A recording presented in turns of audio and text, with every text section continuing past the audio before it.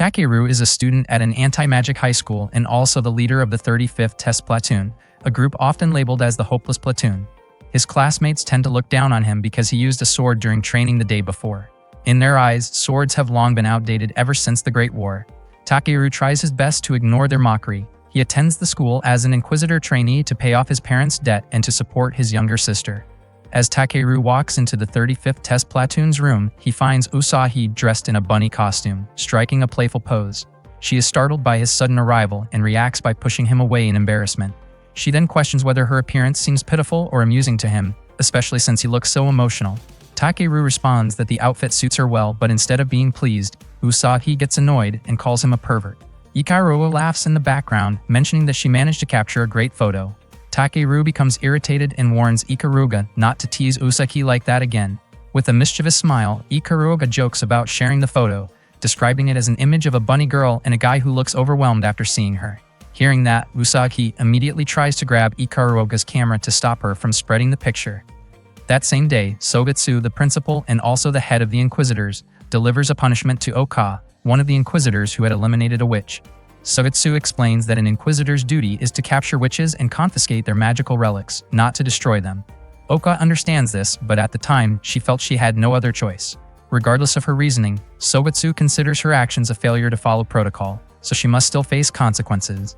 Oka asks if she's going to be dismissed, but Sogetsu clarifies that instead, her qualifications will be revoked, and she will be transferred to the anti-magic high school as a student. She will be assigned to the 35th Test Platoon, the group known for its poor reputation. Meanwhile, Usagi tells Takeru that they need to figure out what to do. It has already been half a year since they enrolled in the high school, yet they have not earned a single point. She believes they need a plan to turn things around. Ikaruga comments that with Takeru leading from the front, it might be difficult for them to achieve anything. Takeru apologizes for that, while Usagi urges him to be more aware of his role as the leader. Takeru admits that he might not be suited for the position. Ikaruga then tells them not to worry, saying she is confident her older sister can help. She has heard about an illegal sale of a D-rank magical relic, and if they manage to capture those involved, they could earn a lot of points. Hearing this, both Usagi and Takeru feel encouraged. Suddenly, Sogetsu enters the room and asks if they are surprised to see her. Ikaruga questions what brings someone like Sogetsu to visit a platoon like theirs. Sogetsu admits that she has heard many negative things about them, but personally, she considers the 35th Test Platoon to be a good group. She acknowledges that their abilities are currently disappointing, which is why she has brought in an additional member. Sogetsu then introduces Oka to the team. Oka is a former Inquisitor who has been transferred to the 35th Test Platoon for certain reasons. Sogetsu hopes they will get along. Oka greets them and Usagi recalls hearing about her before. Back in middle school, Oka was known as an outstanding student and managed to join the Inquisition within just a year and a half. Sogetsu also reveals that Oka is her daughter, even pointing out how similar their appearances are. However, Oka quickly clarifies that she is only Sogetsu's adopted daughter and asks everyone not to misunderstand, as they are not related by blood. Usagi admits that she does not really get along with prodigies from influential families. Noticing Takeru standing there in a daze, Usagi asks if he knows Oka. Takeru confirms that she used to be his classmate. Ikaruga then asks why Oka left the Inquisitors and joined the 35th Test Platoon. Oka apologizes, saying she cannot explain her reasons. Shortly after, Sogetsu leaves the room. The atmosphere becomes a bit awkward, and Takeru tries to greet Oka and ask how she has been, but Oka claims that she does not recognize him. That night, the members of the 35th Test Platoon head out on a mission. Seeing Oka joining them in the field, Ikaruga wonders why she is not staying in the platoon room, considering it is her first day. Oka says it is not a problem and believes she will not hold the team back. While the others carry out the mission, Ikaruga acts as their operator. Their target this time is an anthology created by Andref Jaeger, written at the beginning of the Witch Hunting War, specifically the first edition copy of Trackless Psalms. After printing the book, Andref embedded magic into it. The spell causes anyone who reads it to fall into a dangerous mental state. At that moment, Usagi prepares her position with a long-range rifle. Takeru asked what kind of situation Usagi had seen at that moment. Usagi explained that there was a lit-up spot on the 7th floor, and she had identified 2 targets. Deep down, she actually felt nervous about the mission, but she tried to deny it, even though no one had brought it up. Takeru then instructed Oka to circle around to the other side of the floor, saying that he would give a signal when it was time to strike. Meanwhile, a man was offering a special edition of a book called Trackless Psalms to a girl named Mari. Mari questioned whether the man was being reckless, pointing out that the transaction would be dangerous if the Inquisitors found out. The man simply smiled and said he did not care, especially since he still had other items. At that moment, Takeru spotted someone standing guard in the corridor in front of the target room. He quickly informed the others, saying he would give the signal when it was time to shoot, and he asked Ikaruga to carefully monitor the area. Takeru then ran toward the guard. The guard immediately aimed his pistol at him, but Takeru reacted quickly and fired first. After receiving confirmation that Usopp had taken her shot, Takeru rushed to open the door to the target room. As soon as he burst in, he announced that he was from the Inquisitors and that they would all be arrested for illegal possession and the theft of magical relics. However, Takeru was shocked to find several armed men inside the room he had just stormed. Confused, he asked Usagi what had happened. Usagi replied that she had shot 2 people in the head. Takeru realized that she had misidentified the target, more specifically the wrong building, and that what she had shot were actually just statues. Seeing the chaos unfold, Marie decided to make a quick escape. At that point, Takeru found himself surrounded and threatened by the armed men, who recognized him as a student from the Anti-Magic Academy. Clearly nervous, Takeru tried to brush it off by saying he had simply gotten lost. The men laughed at him, especially when they saw the sword he was carrying. They mocked him, calling his weapon outdated, and continued to make fun of him, which began to irritate Takeru. Ikaruga warned him to stay calm, reminding him that losing his temper would only make things worse. One of the men belittled Takeru's sword, claiming it would be useless against magic or modern weapons. Takeru's anger grew even stronger when the man referred to his sword as nothing more than a piece of scrap metal. Hearing that, Ikaruga realized she could no longer hold him back and decided to let him act as he wished. The man fired his gun at Takeru, but Takeru skillfully deflected the bullets with his sword. The man was visibly shocked. Fueled by anger, Takeru challenged all of them, determined to cut through everything in his path. The men kept firing at him, but he continued to block their attacks with precision. Takeru declared that he would demonstrate how his sword could strike cleanly without leaving a trace. Suddenly, Takeru heard the voice of his younger sister telling him not to make such a frightening expression. That voice snapped him back to his senses, and he calmed down. It turned out to be Ikaruga mimicking his sister's voice, even teasing him by calling him overly attached to her. She then asked about the situation. Takeru laughed it off and told the men that he had only been joking. Right then, Oka arrived and immediately took down the armed men. She moved swiftly, defeating them one by one. Takeru remarked on how impressive she was. Only one man remained, holding the trackless psalms. Oka demanded that he hand it over, but unexpectedly, he activated instant magic and summoned a dragoon. Takeru was confused about how the man possessed an Inquisitor weapon. Seeing the danger, Ikaruga instructed Usagi to move into position. Oka prepared herself to face the dragoon. The operator began firing wildly in all directions, but Oka skillfully dodged the attacks and struck the dragoon. Just as it was about to hit her, the machine suddenly stopped moving. Oka quickly captured the operator and explained that older dragoon models had fragile mechanisms and were not suited for close combat. Takeru hurried over to check on Oka, but unfortunately, he tripped and fell on top of her. In the awkward moment, his hand accidentally made inappropriate contact, which made the situation even more uncomfortable. Oka immediately reacted and struck him, telling him to get off. However, before he could recover, Takeru was hit on the head by debris caused by Usagi's shot. He lost consciousness and ended up lying motionless on top of Oka. In the following days, Oka kept going on missions by herself without inviting Usagi or Takeru to join. Usagi started questioning this behavior, but Oka simply told them to handle platoon missions without her, or that she would just take care of them alone. That answer irritated Usagi, and she felt insulted by the way Oka treated them. Ikaruga stepped in and told them to stop arguing, pointing out that it was pointless since Oka seemed focused only on her own goals. Oka eventually explained that Usagi's shooting skills were still lacking because she tended to get nervous, which caused her shots to miss. She also acknowledged that Ikaruga was excellent at maintaining equipment, but said she often went overboard, mentioning that modifying a standard pistol into a fully automatic weapon was unnecessary. According to Oka, those kinds of criticisms should have come from Takeru as the leader of the 35th Test Platoon. She bluntly stated that the 3 of them could not yet be considered proper Inquisitors, then immediately left. Usagi was clearly upset by Oka's attitude, while Ikaruga commented that Oka seemed to believe that strength was everything. Takeru, however, admitted that Oka might have a point and that continuing as they were could lead to problems in the future. One day, Usagi made red bean cream pastries. Takeru was surprised to see that she could bake. Usagi explained that she got the idea from him. They were planning to throw a welcome party for their new teammate. Takeru had even gone as far as buying a guidebook on how to bond with new members, convinced that Oka would eventually open up to them. When Oka arrived, they greeted her with a surprise party. However, instead of appreciating it, Oka scolded Takeru for holding a celebration during active platoon hours. She stated that she did not like socializing and tried to leave again. Before she could go, Takeru noticed an injury on her arm and asked about it. Oka refused to explain and walked away. Takeru offered to treat her wound, but Oka responded that she was not an inquisitor for fun like they were. Takeru chased after her, insisting that as both her leader and teammate, he could not ignore her condition. Oka refused to acknowledge him as either her leader or her ally. Still, Takeru did not back down. To him, being the leader meant taking responsibility, and he would not allow one of his team members to stay hurt. That night, Oka and Takeru were assigned a mission to capture members of Valhalla, a relatively unknown magic organization. It seemed that the people they encountered earlier were also part of that group. Acting impulsively, Takeru opened a door without thinking, but Oka quickly saved him from an explosion caused by a hidden bomb. Shortly after, two men appeared and started firing at them. Takeru reacted swiftly, deflecting the bullets with his sword. Oka then shot both attackers and proceeded to check the room inside, telling Takeru to hold them off. When Takeru followed her inside, they discovered that the victim had already been killed. Oka blamed herself for arriving too late. Overcome with emotion, she immediately fired at the perpetrators. Takeru was shocked and tried to stop her, warning that killing them would cost her her Inquisitor license.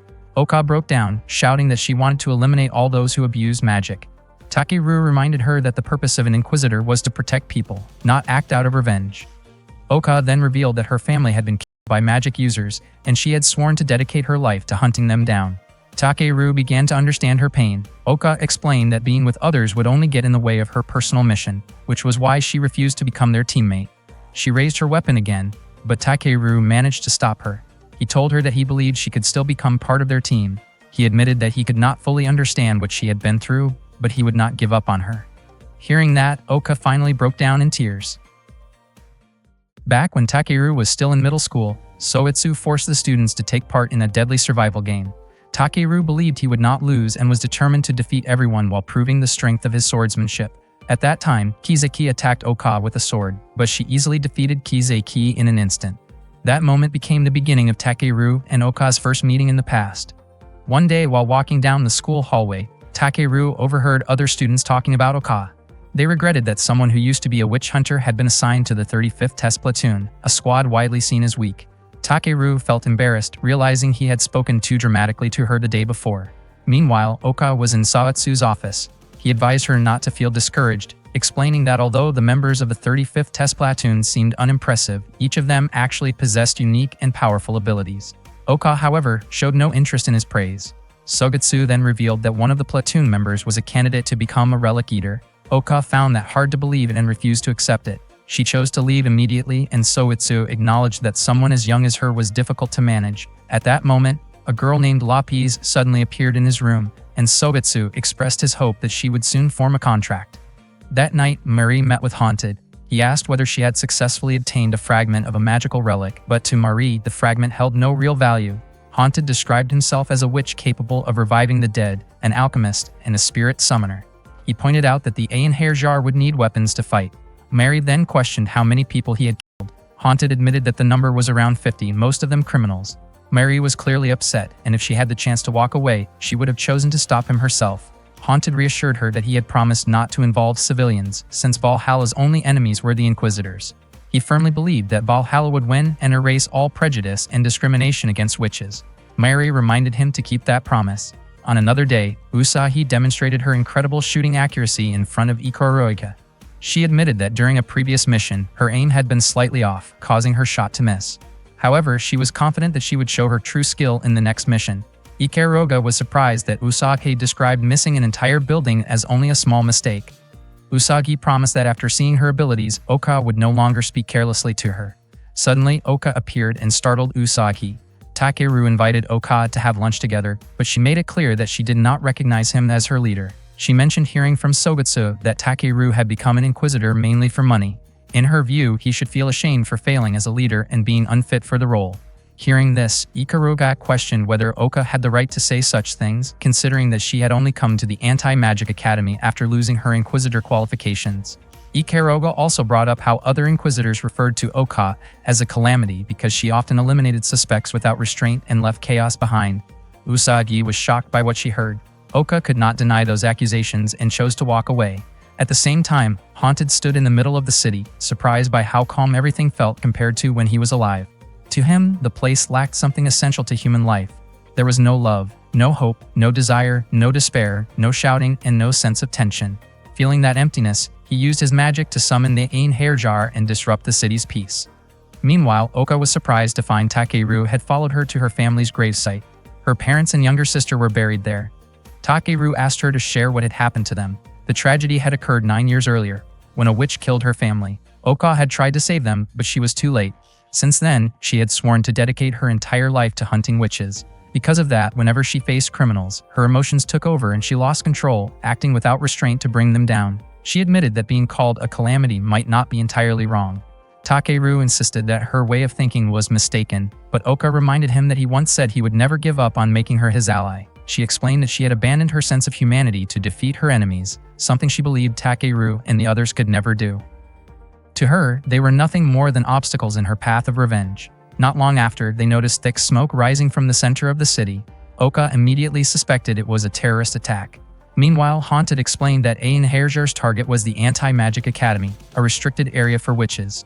Their mission was to rescue the high-ranking members of Valhalla who had been captured. Oka ran toward the center of the city, suspecting that everything happening was the work of evil spirits and witches. Along the way, she encountered knights fighting against enemies. They urged her to return to the school immediately. Oka asked what was going on, convinced that their enemies were not just witches and evil spirits, especially after hearing a massive explosion earlier. The knights informed her that Einherjar had appeared in the city. At the same time, Takeru managed to defeat the witch who had attacked him. He wondered why Oka had suddenly left him behind. As he ran, he felt as if someone was speaking to him. Surprised, he checked his surroundings, but suddenly Ikaruga contacted him and asked him to listen to Sogetsu's instructions. Sogetsu then announced that the targets appearing in the city were heroic spirits summoned from ancient times, known as Einherjar. Their objective was the restricted area within the school. He instructed all students to fight together and punish the witches he described as dangerous. Sogetsu framed the moment as a time to hunt witches and bring judgment upon those who had gone astray. Ikaruga waited for Takeru's decision on whether they should run or fight. Takeru believed it would be better to retreat, considering that the 35th Test Platoon could not even confiscate low-level magic, making it unlikely they could do anything in such a battle. However, Ikaruga suspected that Takeru actually intended to fight. Takeru explained that Oka, driven by her hatred of witches, was heading toward the school. She was still a member of the 35th Test Platoon, but she could not be stopped through ordinary means. To stop Oka, Takeru concluded that he had to hunt down the Einherjar himself. When Oka arrived at the scene, she approached an injured person who urged her to run, saying that facing the Einherjar was impossible. The Einherjar was destroying buildings around them. Oka opened fire, but her attacks were blocked by a powerful defense. The Einherjar retaliated, sending her flying backward. Despite the overwhelming strength of the attacks, Oka refused to accept defeat. She was determined not to fall to the Einherjar. With no other option in such an emergency, she decided to use Vlad's power. First, she asked him to heal her leg. Not long after, as the Einherjar approached, Oka ordered Vlad to release the first stage of his power. Meanwhile, Sogetsu observed everything from his room. Vlad explained that their enemy had summoned a high-level spirit and fused it with a dragoon. The opponent was Arthur Pendragon, wielding the magical relic Excalibur. Because of this, Oka needed to be extremely cautious.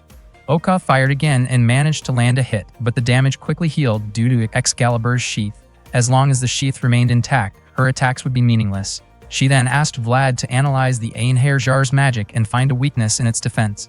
Vlad questioned whether that meant she was willing to accept him, and Oka told him to take her blood. Vlad accepted her offer, and Oka unleashed an attack called Tep's Rain, which weakened the Einherjar's defenses. She believed that by continuing the strategy, she could eventually defeat it. However, Vlad suddenly stated that his master had ordered him to stop hunting witches. He then disappeared, leaving Oka vulnerable. Moments later, the Einherjar struck her down.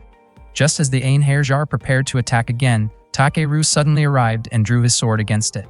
Oka urged him to run, insisting they had no chance of winning. However, Takeru responded that they would never know unless they tried.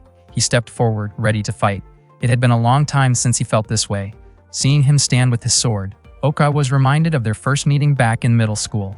Takeru swiftly launched an attack, and his blade managed to cut into the Einherjar. He realized how tough the enemy was, but the fact that it could be scratched meant it could be cut down. He struck again, and soon Ikaruga informed him that based on its magical capacity, the enemy's weapon was indeed Excalibur. However, its firing system resembled a railgun, similar to what they had encountered during training, meaning there was a delay between each shot. Takeru understood that his best opportunity to attack was right after the Einherjar fired. As soon as it released an attack, he rushed in. He declared that he would not lose in close combat. After he struck with his sword, Usagi provided support by firing from a distance. However, unexpectedly, the Einherjar countered with a powerful magical attack, prompting Ikaruga to urgently tell Takeru to fall back. Takeru immediately ran to get some distance, but the magic attack released by Einherjar quickly triggered a massive explosion. Ikaruga tried to reach him, yet she could not see anything clearly because of the thick smoke covering the area. In that moment, Takeru realized it might truly be impossible for him to defeat Einherjar. He never expected things would end for him in such a grim way. Suddenly, a girl appeared right in front of him and congratulated him for being chosen as the second contractor. She explained that in order to form a contract, he needed to answer a few questions. In the next instant, Takeru found himself in a strange place where the girl introduced herself as Lapis. Her first question was whether Takeru had the desire to become an inquisitor, and he answered that he did. The second question asked if he was prepared to eliminate witches, and Takeru responded that he was ready to take down those who use their powers for harm. Then came the third question, asking if he could set aside what mattered most to him in order to achieve his goal. Takeru refused. Finally, Lapis asked whether he could abandon his own humanity in order to defeat his enemies. Takeru recalled what Oka once said about discarding her humanity to win, and he gave a similar answer. With that, the contract was instantly formed. Lapis instructed him to pull the trigger on his sword. A program then began, merging with him and restoring his injured body. Soon after, the transformation into Witch Hunter mode was complete, and Takeru prepared himself to pass judgment on those who misused magic. He was clearly surprised by what had just happened to him. Lapis congratulated him again, expressing her relief at finally being able to serve an inquisitor. She revealed that she was one of the relic eaters, and that Takeru had been chosen as her wielder. As Einherjar approached, Lapis told Takeru to face it head-on. There was no need to dodge anymore. He simply needed to strike it down. Takeru immediately blocked the incoming attack and quickly realized how powerful his sword had become. He then launched his own counterattack using its abilities. Meanwhile, Ikaruga was shocked to see Takeru standing again. Takeru planned to explain everything to his teammates after the battle. Oka also realized that Takeru had been chosen by a relic eater. After some time, the Einherjar prepared to unleash another magic attack. Lapis told Takeru to stand firm and pull the trigger again, as they would respond with their own magic. As she cast a spell, Einherjar's attack rushed toward Takeru. However, the magic within Takeru's sword absorbed the incoming attack, storing it for later use. The rest depended entirely on Takeru's own skill. Without hesitation, Takeru charged forward. He believed he could do it, as both his body and his sword were now incredibly resilient. Leaping toward Einherjar, he unleashed the dual blade technique known as Yamata no Orochi. In an instant, Einherjar's body shattered and exploded. Haunted acknowledged the Inquisitor who had defeated Einherjar, realizing that he would need to come up with another plan. After the battle, Takeru approached Oka and told her that he would not stand in the way of her revenge. However, in return, he asked her to share some of that burden with him. He wanted her to rely on him. Oka seemed surprised, wondering if she was really allowed to ask for something like that. She then said that they were partners. With a gentle smile, she accepted his words, and Takeru rested his head on her lap, taking a moment to recover from the exhaustion. That day, Sogetsu asked Haunted about the condition of the female witch. It turned out that, to prevent any information from leaking, a kind of magic erasure mechanism had been implanted in her head. Haunted explained that the witch's name was Mari. She had been on their wanted list, and for the past 3 years she had been known as the Aurora Witch. Sogetsu wondered whether Mari's allies might show up, either to rescue her or to silence her. After that, Sogetsu brought Mari to the Anti-Magic Academy. Later, Sogetsu informed Takeru and the others that a relic eater chooses its own master. As it happened, Lapis was the only one who did not yet have an owner. Lapis's real name was Malleus Maleficarum type Twilight Mistiltine, and she was a sword-type relic eater. Because of that, she needed someone skilled in close combat, someone like Takeru. Lapis stated that Takeru was good enough for her, since not just anyone could wield her. Even if someone had a strong body without proper reflexes, they would not be able to use her effectively. Sogetsu pointed out that there was only one issue. Lapis could speak just like a normal human. To avoid causing trouble among the students, he decided to place Lapis in Takeru's class. He had already prepared an identity for her and listed Takeru as her guardian. Usagi found it strange that Sogetsu had gathered them all just to explain that. Sogetsu then clarified that he had called them in because the 35th Test Platoon had successfully stopped the Einherjar. As a result, he wanted to assign them a special mission. Not long after, Sogetsu brought Mari in and introduced her to the group. He explained that the school had recently implemented a new policy allowing witches to be accepted and even join the Inquisitors. Oka was clearly surprised to hear that. Sogetsu confirmed that Mari was indeed a witch and would be the first one to enroll at the school. Because of that, he asked the team to keep an eye on her. He also instructed them to keep Mari's identity as a witch confidential for the time being. Then Soetsu asked Mari to introduce herself, and she greeted them in a flat, emotionless tone. After leaving Soetsu's office, Mari asked Takeru and the others to leave her alone. She promised she would not run away, since there was a device like an explosive attached to her neck. Takeru explained that the device would activate if Mirai used magic. Usagi felt that leaving Mari alone might be fine, since with the Gleipnir device around her neck, she was basically no different from an ordinary person. Ikeruga commented that Mari seemed troublesome and agreed with letting her be. Unexpectedly, Oka firmly reminded everyone that this was a mission, and they had to carry it out. As Inquisitors, they could not allow a witch to wander around unsupervised. She also warned Mari not to assume everything would go the way she wanted. Oka insisted that Mari report to them if she intended to go anywhere. Mari found that bothersome, and in response, Oka made it clear that if this were not a mission, she would not want to guard a witch at all. The two of them continued arguing. Oka openly stated that she not only disliked witches but also hated magic itself. Mari found that strange, considering that Inquisitors also used magic and Relic Eaters were magical artifacts as well. Seeing the tension escalate, Takeru stepped in and asked them to calm down. Mari could not help but feel confused about why she had to deal with all of this. During shooting practice, Oka hit her targets with precision, while Mari's shots missed by a wide margin. In physical education, Oka performed exceptionally well in the high jump, while Mari struggled. However, in the classroom, when questions about magic came up, Oka could not answer them, whereas Mari responded with ease. Mari felt she had the upper hand in that area, which only irritated Oka further. When lunchtime arrived, the cafeteria was packed with students. Mari quickly managed to get some bread and took the chance to tease Oka, pointing out that even a model student like her could not answer certain questions. Not wanting to back down, Oka fired back by saying that Mari was terrible at sports and mockingly compared her to a slow-moving turtle. Their argument escalated again, drawing attention and creating a scene in the cafeteria. Takeru, when he tried to step in and separate them, both of them reacted at the same time and ended up knocking him down. No one expected that punch to Takeru's face to hurt that much. Mari suddenly handed him a cold drink. Takeru hesitated for a moment, unsure if he should accept it. Mari explained that it was meant to ease the pain on his face. Takeru then apologized to Mari about Oka, explaining that she tended to get emotional whenever magic was involved.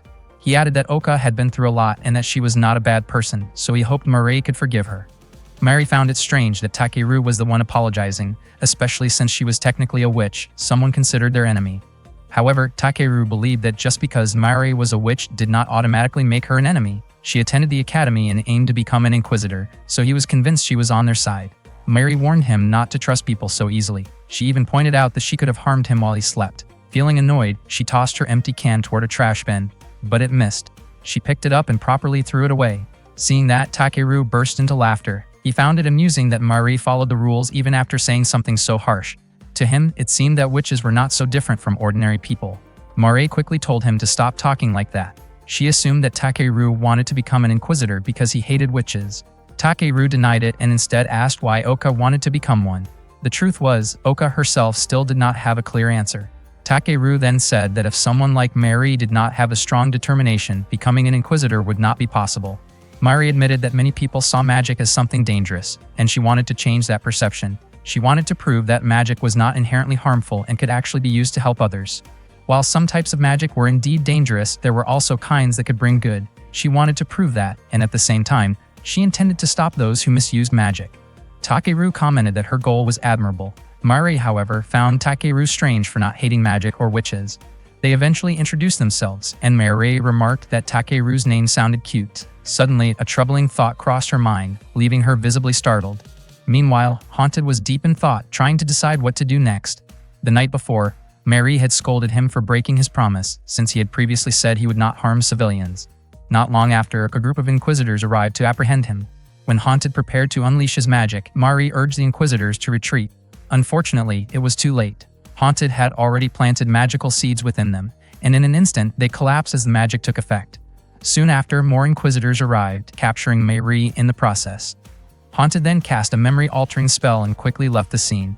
At that moment, Noct, who was with Haunted, wondered if it would have been better to place an explosive spell on Mari instead. Haunted simply smiled and said that he had no intention of ending her life. Instead, he wanted her to face lasting emotional consequences. Mari's capture by the Inquisitors was something he had not anticipated, and he had no intention of leaving things as they were. He was willing to do whatever it took for Valhalla and for what he cared about.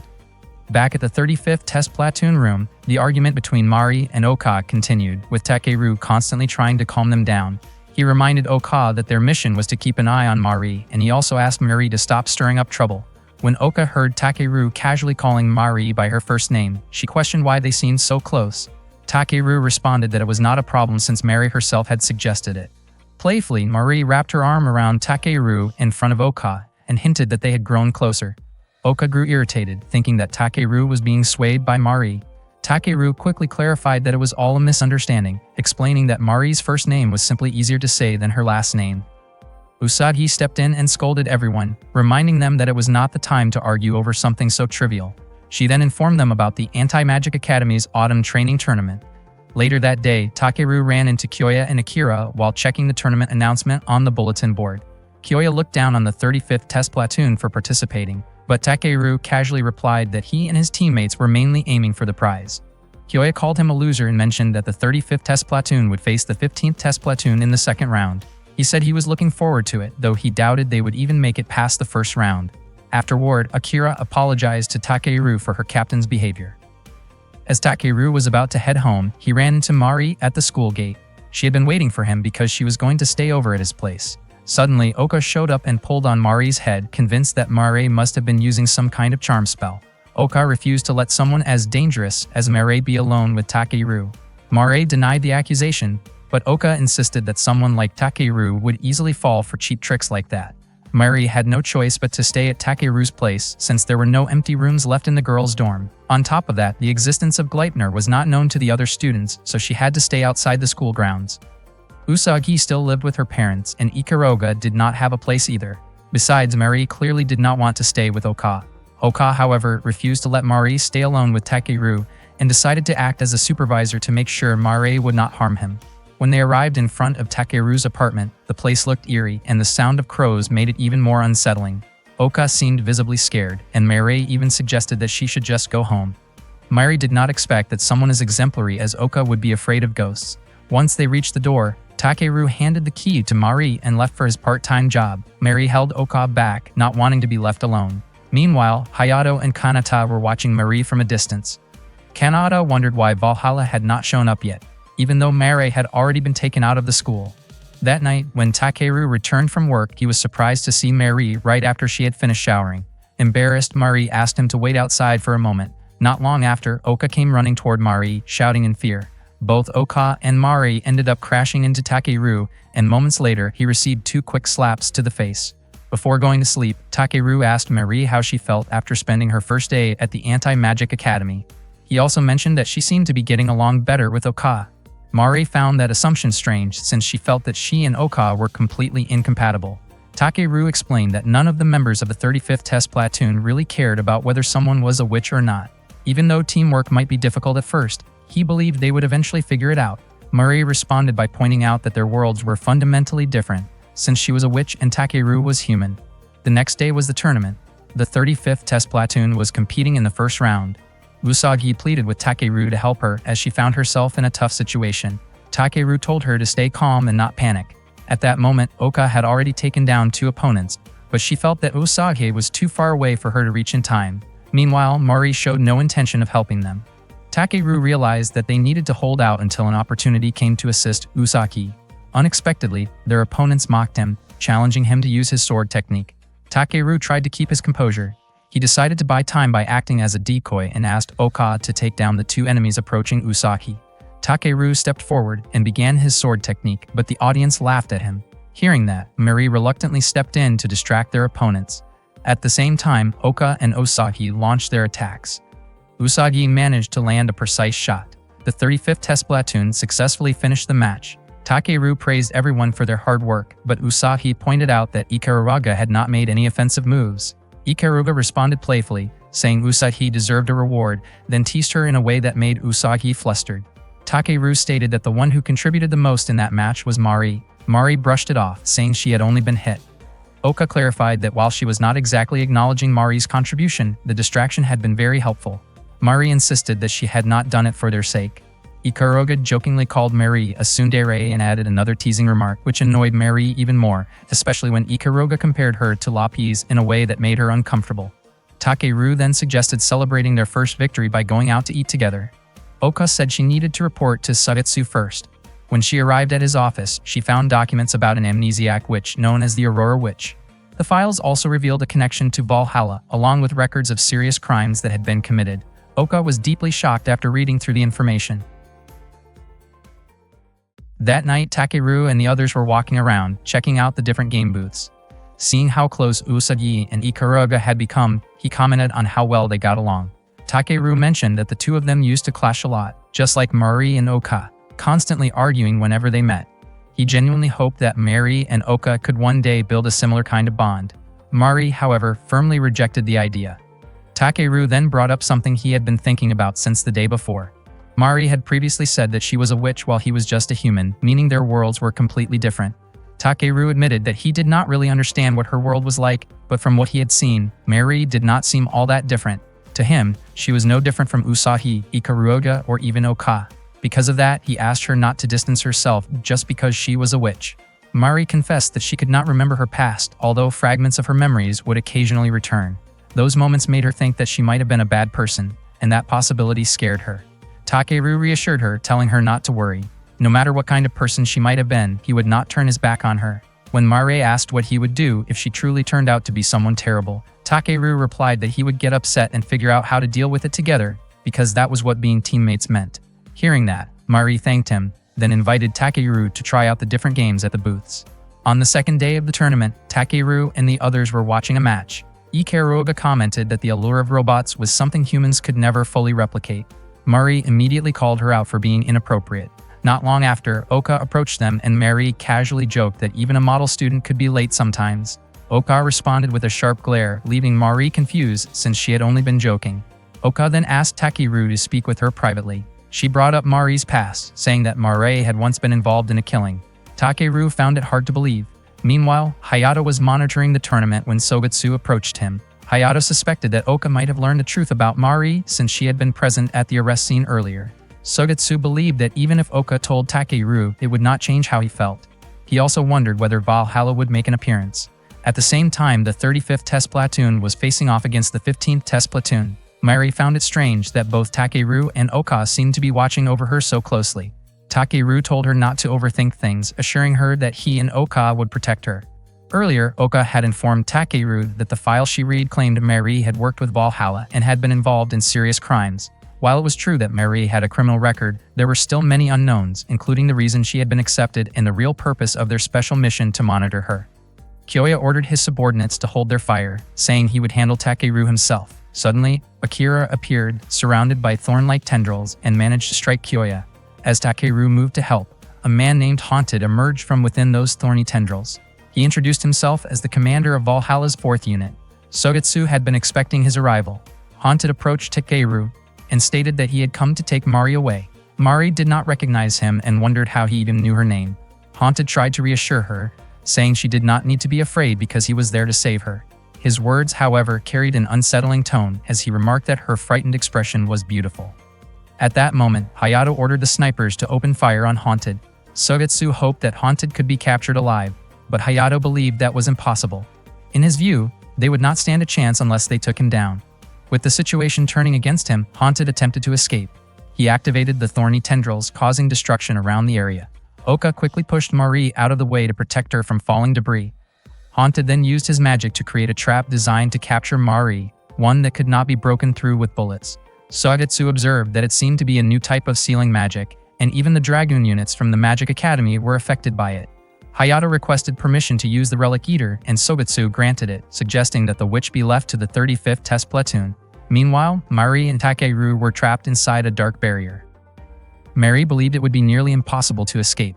Haunted explained that the barrier had been sealed, leaving no way out. As Haunted slowly approached them, Takeru told Mari to stay back and prepared to face him. Haunted questioned whether Takeru was Mari's boyfriend, but quickly dismissed the idea, claiming that Mari already belonged to him.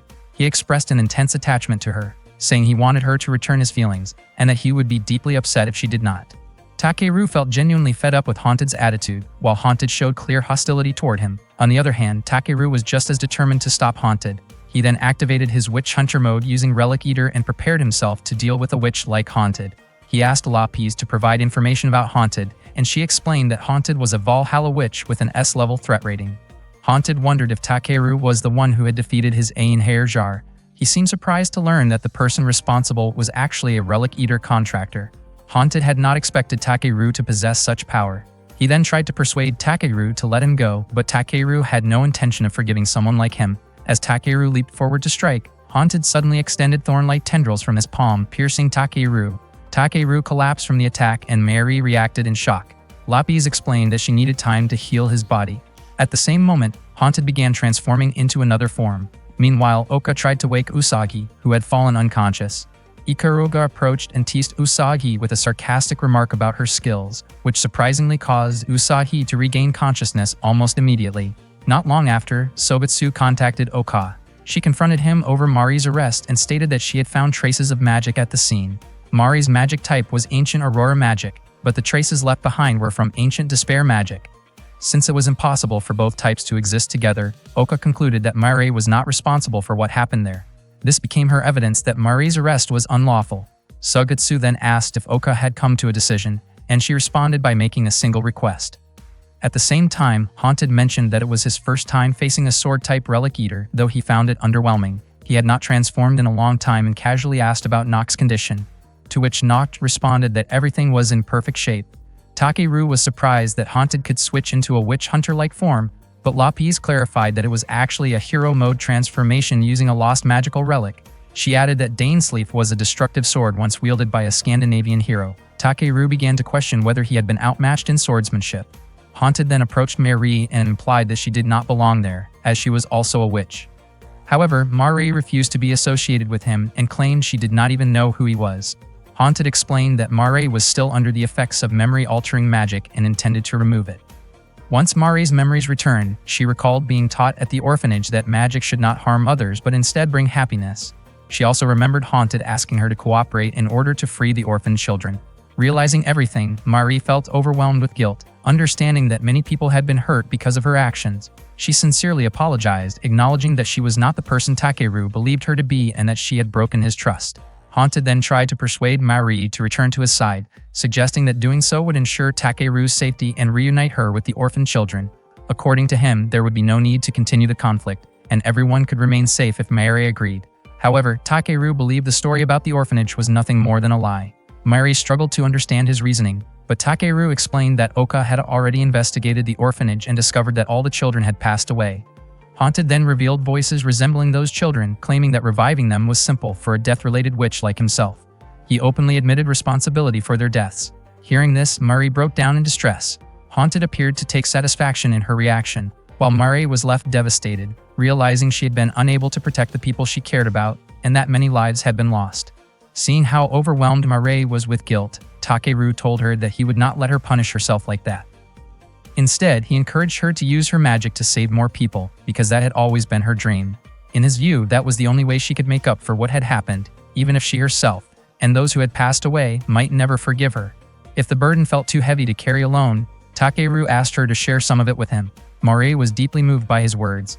Takeru then prepared himself to face Haunted once again. Haunted mocked him, saying that none of his words had made any impact. The two clashed in close combat, their swords striking back and forth. Takeru's attacks were swiftly avoided, and Haunted managed to land a hit on him. Haunted pointed out that Takeru's technique of accelerating his thought process was useless, since he understood every detail of the human body. Takeru pressed forward again, but suddenly he was struck by an invisible attack. Lapis activated a retinal analysis layer, revealing that Dainsleif's ability allowed it to create additional attack manifestations, leaving behind traces that remained even after being used. Takeru asked if Lapis could alter his sword, and she confirmed that she could. He immediately rushed toward Haunted and transformed his weapon into a short sword, landing the successful hit. Haunted acknowledged Takeru's cleverness. Then, Takeru split his weapon into two blades and struck him again. Out of nowhere, Haunted threw a Kira toward Takeru, catching him off guard.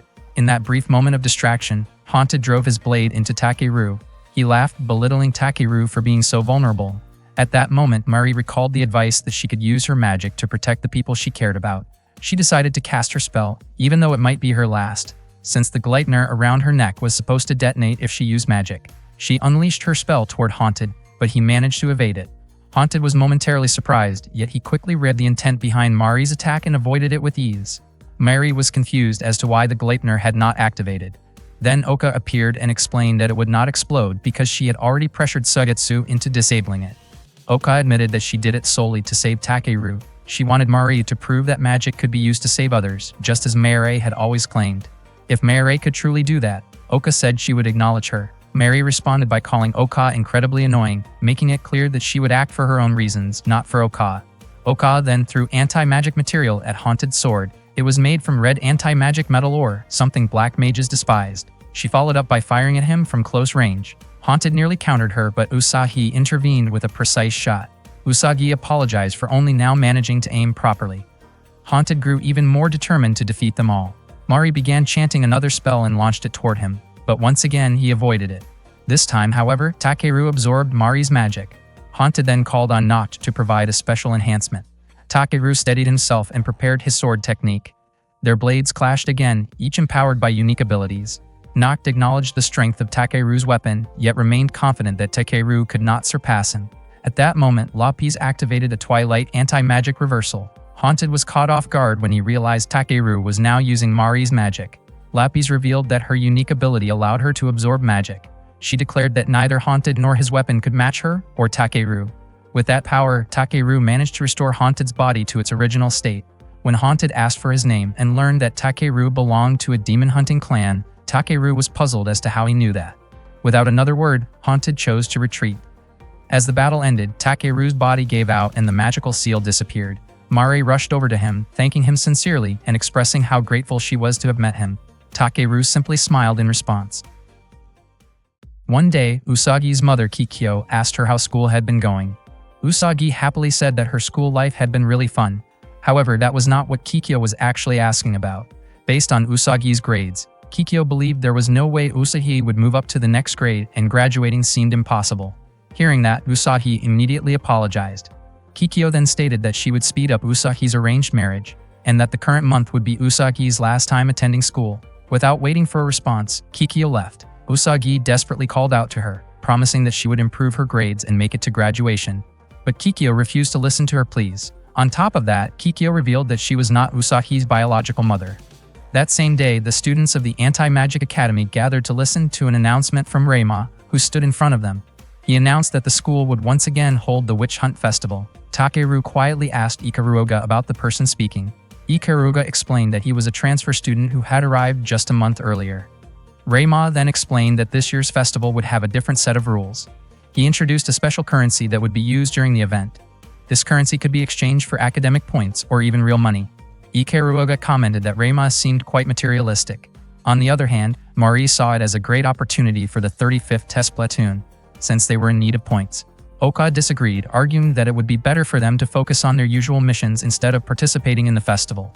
She assumed Takeru would agree with her, but to her surprise, he declared that he would take the festival very seriously. Later, when Takeru and the others gathered in the 35th Test Platoon room, they were puzzled by his enthusiasm. Oka realized that the platoon really did need those points, and Ikaruga added that money was likely another reason. Takeru began outlining the need for a plan, a list of materials, and even an empty classroom to use. Ikaruga then explained to Oka and Mari that Takeru had been left with debt by his parents. By participating in the festival, he hoped to pay off part of that debt. Additionally, his younger sister had been living under difficult circumstances. After hearing this, Oka finally agreed to join the festival. Takeru encouraged everyone, confidently declaring that the 35th Test Platoon would win. Mari jokingly remarked that he sounded like a real leader. At that moment, Usagi was about to enter the room, but accidentally overheard Takeru's passionate speech about winning the festival. His words reminded her of what Kikyo had said, that this would be her final month at school. Not long after, Takeru wondered why Usagi had not shown up yet. Ikaruga explained that Usagi was receiving treatment for her eye. Since she served as the eyes of the 35th Test Platoon, her condition needed immediate attention. Meanwhile, Usagi felt confused hearing her friends speak so kindly about her. Mari mentioned that it was strange how Usagi disliked being called Yusa-chan, since it meant bunny, yet the ribbon she wore looked just like rabbit ears. Ikaruga pointed out that Usagi actually did not mind the nickname that much. Mari then said she would not hesitate to use it anymore. Suddenly, Usagi appeared and firmly warned them not to call her that. She explained that the ribbon she wore was a keepsake from her grandmother. The others quickly clarified that they had not meant to tease her. Takeru even commented that she looked cute wearing it. Hearing that, Usagi's face turned red. The others gave Takeru disapproving looks, but he insisted he was just being honest. Usagi then questioned why they were discussing something as important as the Witch Hunt Festival without her being present. Soon after, a male student entered the 35th Test Platoon room. He introduced himself as Ishida, the leader of the 23rd Test Platoon. He explained that he had come to propose an alliance between their platoons for the festival. He also admitted that his platoon was currently short on members. Takeru agreed, seeing it as a mutually beneficial arrangement. Later, Usagi walked alone down the school corridor. She could not understand why her platoon needed to cooperate with another group. With her time at school running out, she wanted to spend as much time as possible with her own teammates.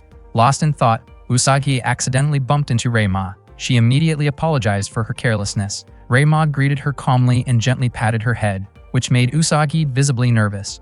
He then told her that she no longer needed to stay there and did not have to keep pushing herself. Hearing those words, Usagi lowered her head, feeling shaken. Reima continued, saying that from that moment on, she would remain by his side. At that moment, Takeru was walking by while carrying some items. He suddenly noticed Usagi crying and immediately approached her. He recognized Reima as the head of the executive committee. Reima smiled and thanked Takeru for taking good care of Usagi, then introduced himself as her childhood friend. Before leaving, he asked Takeru to keep looking after Usagi, even if only for a short time because she meant a lot to him.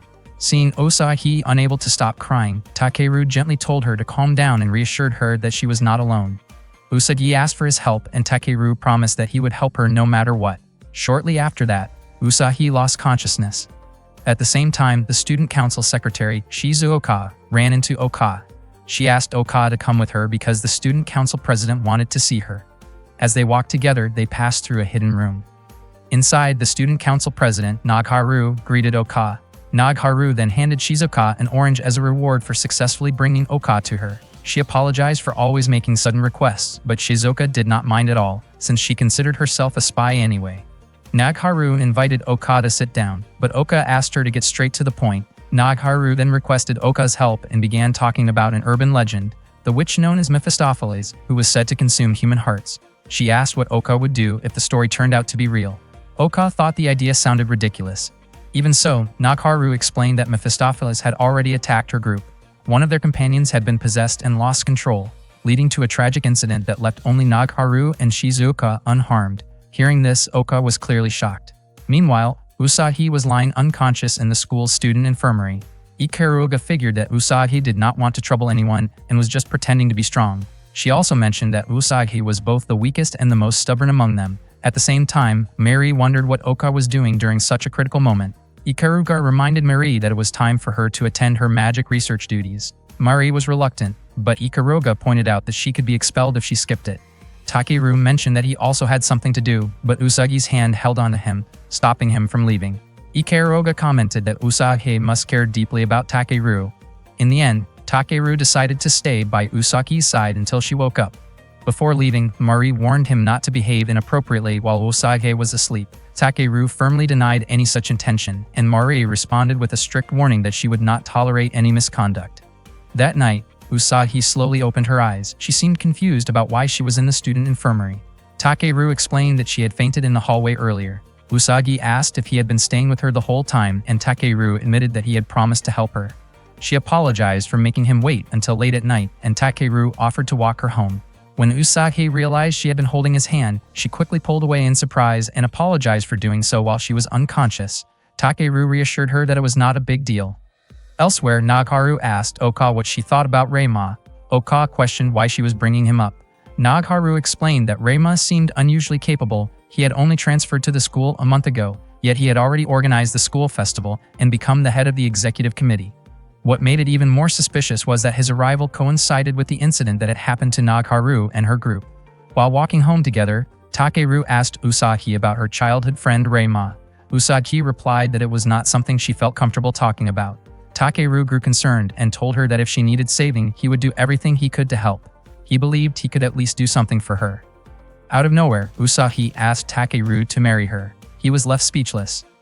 Usagi quickly added that she knew it was an unreasonable request. She then revealed that Reima was actually her fiancé.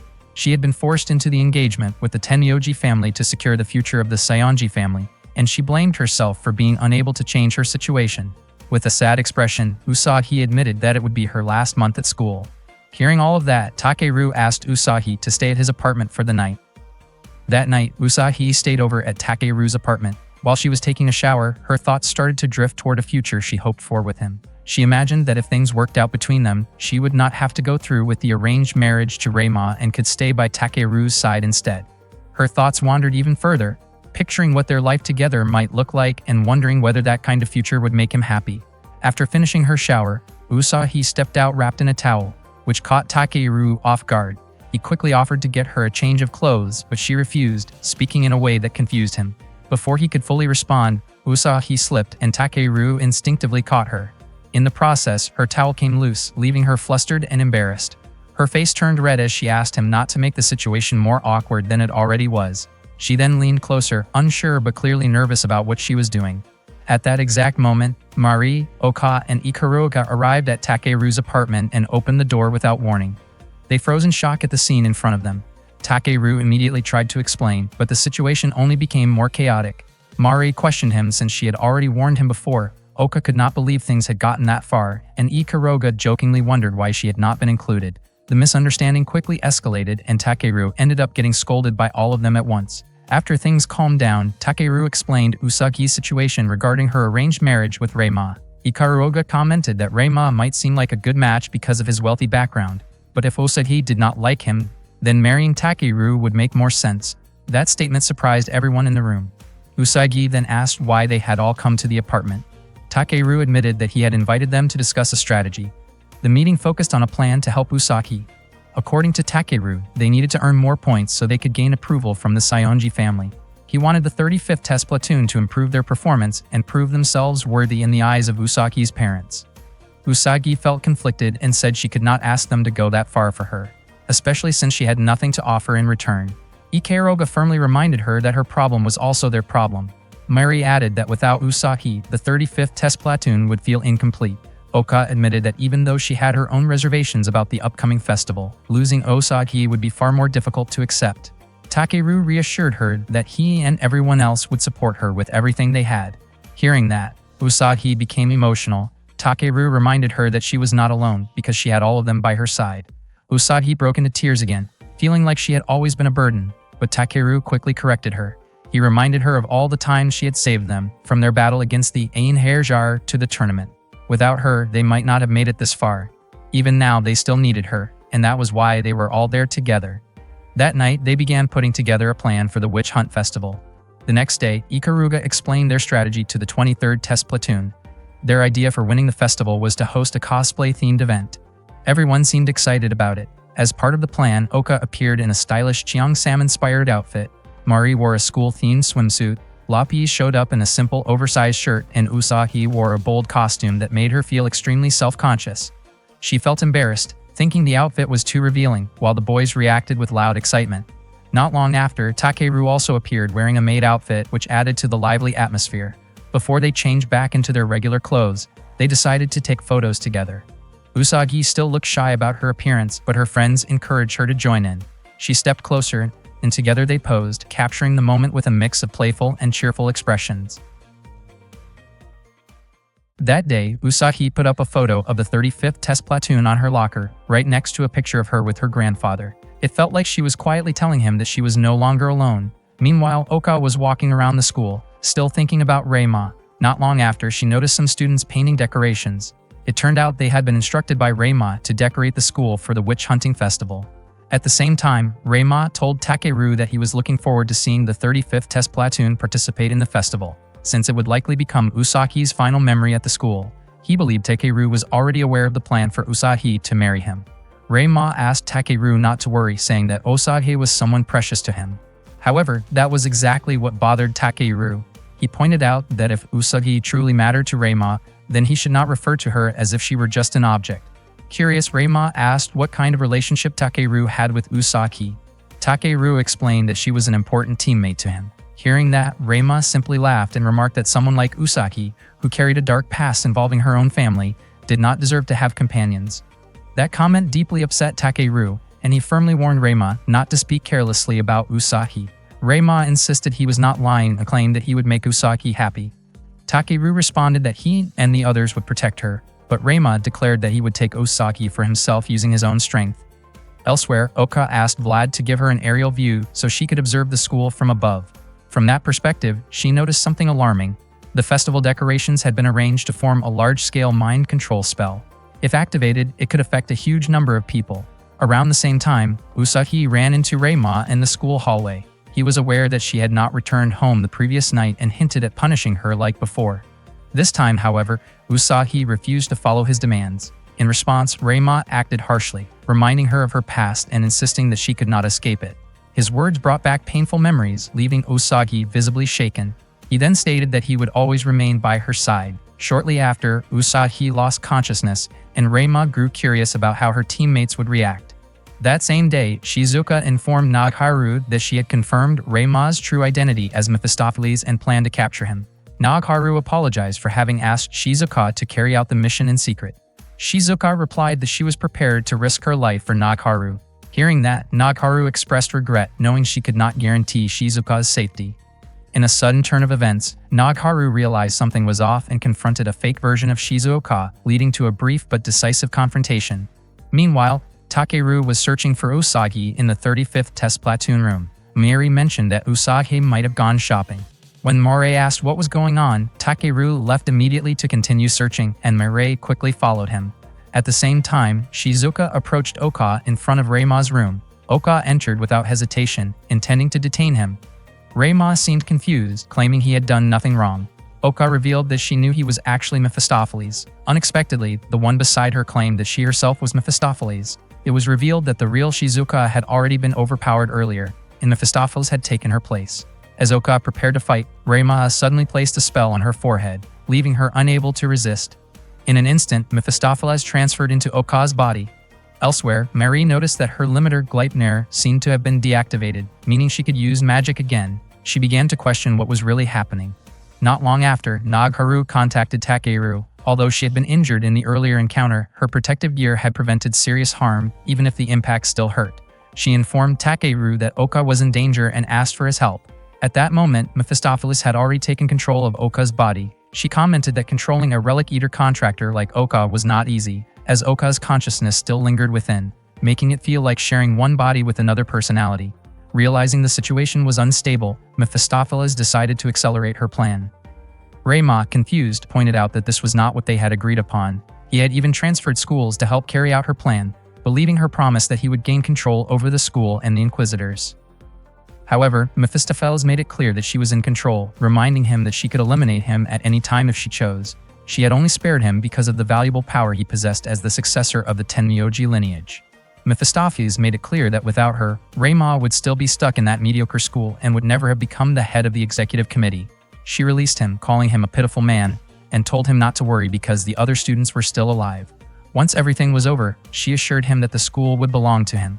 With that, Mephistopheles immediately set her plan for revenge into motion. Meanwhile, Nagharu explained to Takeru that Mephistopheles' true goal was to reclaim her original body, which had been sealed within the school. She suspected that Mephistopheles intended to use magic to turn the students into her servants.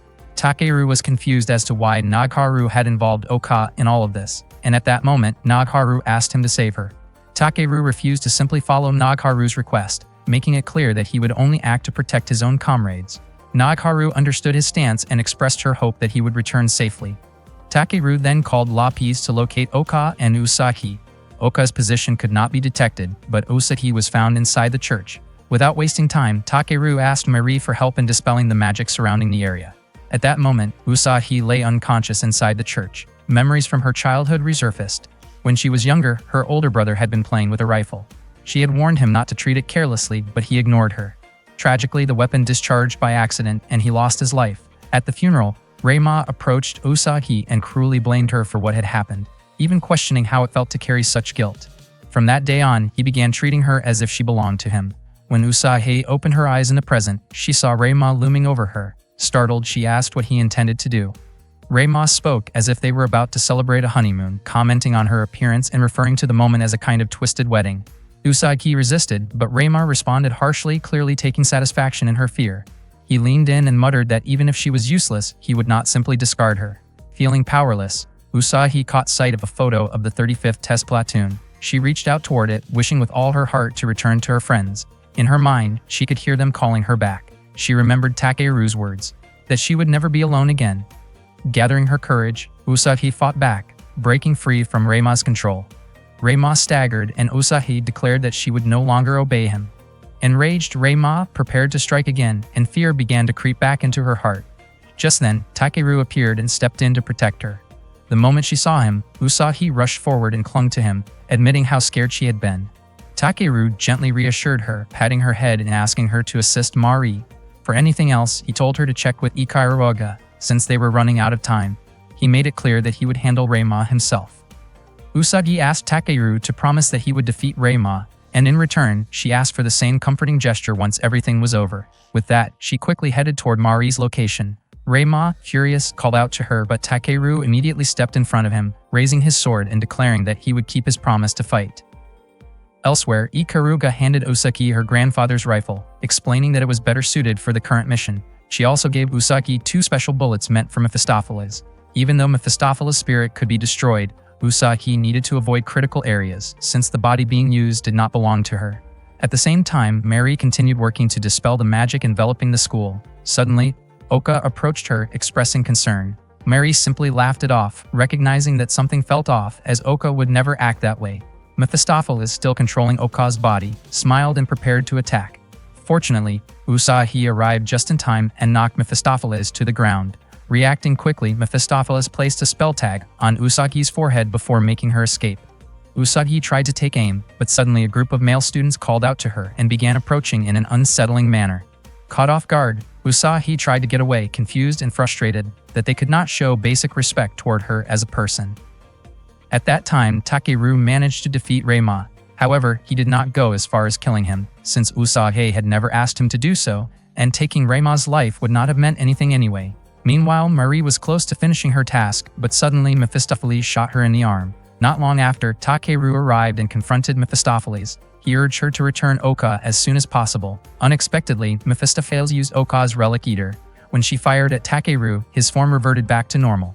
Mephistopheles explained that Oka's Relic Eater had the ability to pierce through any magic as long as its mechanism was understood. Mephistopheles continued her attack, but Takeru refused to give up even without relying on his magical weapon. Knowing that Usagi would return soon, Mephistopheles deliberately set up a test. When Usagi arrived, she found herself confused, unable to tell whether Mephistopheles was inside Oka or Takeru. Takeru suggested that if she was unsure, she should shoot him first and then Oka, since neither of them would die from it.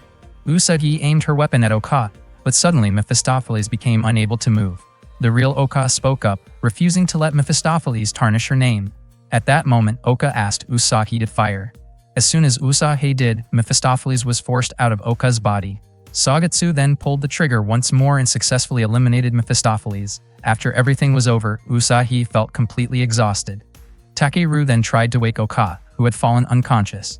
Usagi told him to stay calm and suggested that he check her condition and help her regain consciousness. In her flustered state, she ended up saying something slightly embarrassing without realizing it. Meanwhile, Marie successfully completed her task of dispelling the magic. She rushed over to Oka and urged her not to just collapse there, since she would no longer have anyone to tease. Shortly after, Ikaruga arrived and immediately checked Oka's pulse.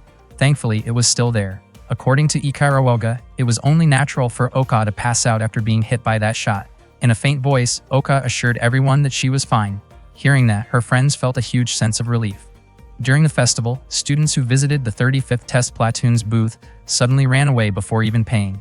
Ikaruga could not believe they were still struggling to attract visitors. Even though their appearances had changed, their personalities were still causing problems. She then informed Takeru that Usagi was looking for him. Takeru quickly went to meet her and was surprised by her appearance, which seemed more revealing than usual. Usagi's face turned red as she tried to hold back her embarrassment, explaining that it was all Ikaruga's doing. Takeru quickly helped cover her up to make her more comfortable. Usagi apologized for the situation, while Takeru looked just as flustered, unsure of where to look. Both of them blushed and avoided eye contact. Usagi then shared that, thanks to Takeru, her arranged marriage had been called off, and she was allowed to continue attending school. Takeru felt genuinely happy hearing that and gently patted her on the head. Usagi became even more embarrassed by his kind gesture. Meanwhile, Hayato obtained some information about Ikaruga and reported it to Sugetsu. Sugetsu asked if he was certain, and although it was not fully confirmed, Hayato believed the information was reliable. Sogetsu then instructed Hayato to bring Ikaruga to him as they needed to discuss matters related to her family. That day, Ikaruga went to meet Sogetsu in his office. He handed her a file and asked what she thought about its contents. Ikaruga admitted that she did not know anything about it. Sogetsu then explained that the photos inside the file had been taken by his spies within an alchemy company. The images showed cells from a dark elf known as Lost Matrix. According to him, alchemists were trying to turn it into a weapon. Ikaruga dismissed the idea as foolish, pointing out that no one had ever succeeded in cloning legendary creatures like dark elves or dragons, and that there were no remaining cells left to study. Sogetsu added that the Lost Matrix, even in its intact state, had already disappeared 4 years ago. He also revealed that he had accepted Ikaruga into the school because she was one of the Tsujanami. She was a creation of brilliant researchers in alchemy, essentially an artificial intelligence in human form. Sogetsu asked if there was anything else she remembered. Ikaruga replied that she had already told him everything she knew about alchemy. Seeing her reaction, Hayato suspected that she might actually know more than she was letting on. He suggested capturing her and forcing her to reveal the location of the Lost Matrix. However, Sogetsu found that approach crude and uninteresting. He preferred to observe and wait, believing that the more options they had to counter alchemy, the better. Hayato then asked what Sogetsu was planning, whether he intended to negotiate, threaten, or even start a war. Sogetsu simply smiled, saying that when the time came, all those options would feel the same. Meanwhile, Ikaruga quietly reflected on the fact that 4 years had already passed before contacting someone. Later that day, the students checked the points earned by each platoon. As usual, the 35th test platoon ranked at the bottom. Takeru mentioned to Usagi that only a few platoons remained. Mary casually pointed out that the 35th test platoon was still stuck in last place. Usagi did not appreciate the comment and snapped back, saying that Mare seemed to lack both responsibility and self-awareness, even though she was part of the same platoon. Oka acknowledged that their platoon was indeed struggling. Not long after, Ikaruga approached them and asked Takeru if he was ready to face reality. She made it clear that she would not rely on him the way others did, especially not with comforting words like asking to share her burden. That remark irritated Oka, Mare, and Usagi. Takeru found it strange that Ikaruga was teasing them at a time like this, especially when their low score was a much bigger issue. Ikaruga then asked if she should hack into the school's system to find a high-difficulty mission, but Usagi immediately shut that idea down. The group later gathered in the 35th test platoon room. Usagi pointed out that most of the difficult missions had probably already been taken by other platoons, leaving only risky assignments near the border. Mari argued that they might be underestimating the dangers of the slum areas. Oka added that every year, new platoons were sent there, only to be quickly defeated. Mary then suggested that their only option might be searching for a giant creature called Mossy in the sewer system, though Oka dismissed the idea as unrealistic. Meanwhile, Takeru and Ikaruga sat together drinking tea. Takeru admitted that their situation seemed pretty bad. Ikaruga agreed, noting that nothing ever improved and that the 35th test platoon always remained the weakest. She then commented on how Takeru's earlier words about staying by her side sounded almost like something a husband would say to his wife. Takeru was confused as to why she was still teasing him in a moment like this. Shortly after Ikaruga left the room, she expressed her hope that they could continue fighting together even without her. Before leaving, she even said goodbye, which felt unusually final. Takeru suddenly recalled the first time he met Ikaruga. Back then, he had been lying on the ground after a battle. Ikaruga had wondered why he did not use his sword. Takeru explained that using a weapon against an unarmed opponent would damage his sense of honor. That answer intrigued Ikaruga, and she admitted that she liked him because of it. Back in the present, Usagi noticed that Takeru seemed lost in thought. He admitted that it felt strange because Ikaruga rarely said goodbye like that. Usagi also realized that something about Ikaruga's behavior that day felt different than usual. One day, Haunted stopped by the research room and told Tsujanami Izuka that her sad expression looked strangely elegant. Izuka then asked what sadness actually meant. Haunted described sadness as something that made a person look like a woman who had been hurt and left behind, to the point that it made him want to hold her. Izuka calmly said that if he wanted to hug her, he could go ahead. However, Haunted refused. He then wondered whether all members of the Tsujanami family were like Izuka and asked why she did not try to enjoy life like other people. For Izuka, the most interesting thing in her life was research itself. Haunted asked if she had succeeded in reviving an elf, but it turned out she had failed, and even the revival of a dark elf was still far from being achieved.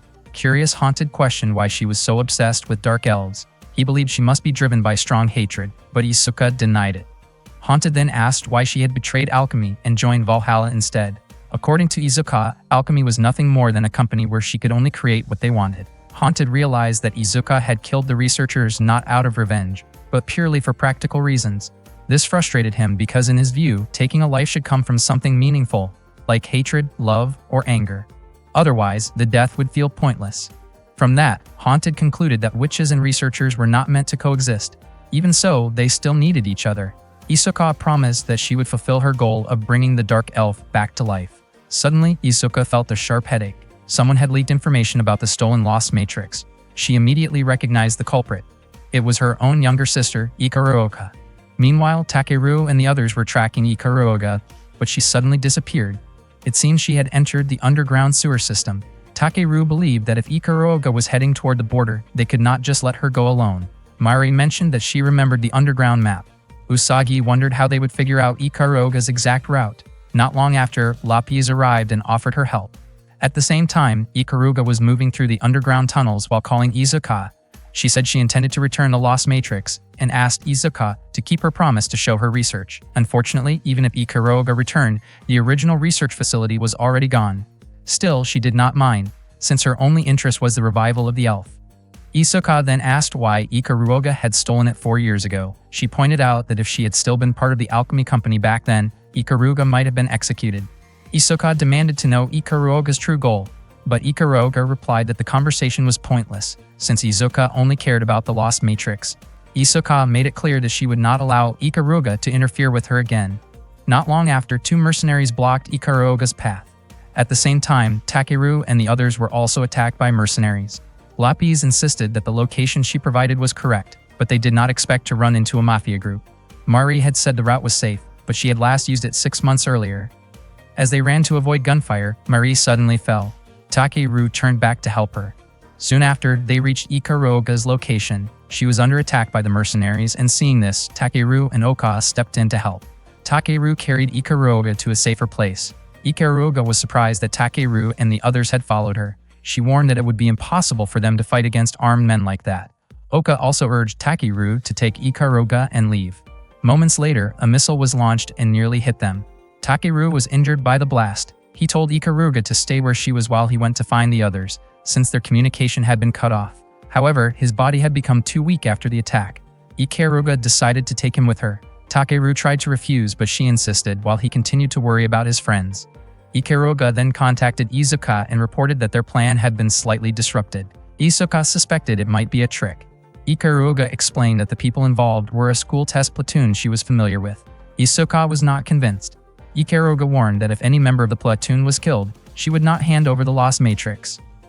Elsewhere, Suzaku informed Sogetsu that the incident was not caused by the alchemy company, but by the 5th research facility. She also stated that research on elves had never been approved by the alchemy company.